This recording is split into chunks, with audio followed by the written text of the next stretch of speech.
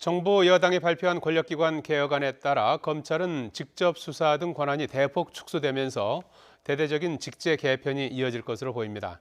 당장 다음 주로 예상되는 정기 인사에서 또 한 번의 대규모 물갈이 가능성이 제기돼서 검찰 내부에는 폭풍 전야의 긴장감이 흐르고 있습니다. 홍성욱 기자입니다. 검찰 정기 인사를 앞두고 지난달 30일로 예정됐던 검찰 인사위원회가 돌연 연기됐습니다. 당정청이 발표한 검경 수사권 조정에 따른 직제 개편을 염두에 두고 일정을 연기한 것이란 관측이 나옵니다. 앞서 국회는 지난 1월 검찰청법 개정으로 검찰의 직접 수사 분야를 부패범죄, 경제범죄 등 6대 범죄로 못 박았습니다. 이어 지난달 30일 당정청 협의회에서는 4급 이상 공직자, 3천만 원 이상 뇌물 등 직접 수사 대상의 구체적인 직급과 금액까지 정했습니다.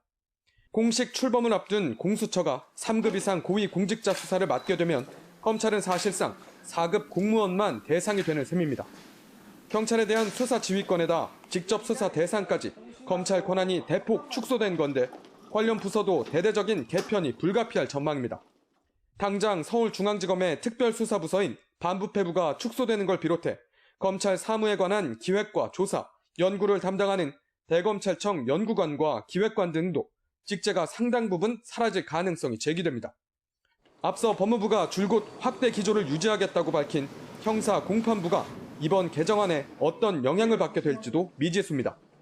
경찰이 자체 수사 종결권을 갖게 되면서 검찰에 송치되는 사건이 줄어들 수도 있지만 경찰이 자의적으로 기소 의견으로 송치하는 사건이 크게 늘면서 업무량이 폭증할 수도 있습니다. 다만 소규모 조정안은 수준을 넘어선 대대적인 직제 개편 작업은 수사권 조정안의 구체적인 조문이 확정될 때까지 보류될 가능성도 적지 않습니다.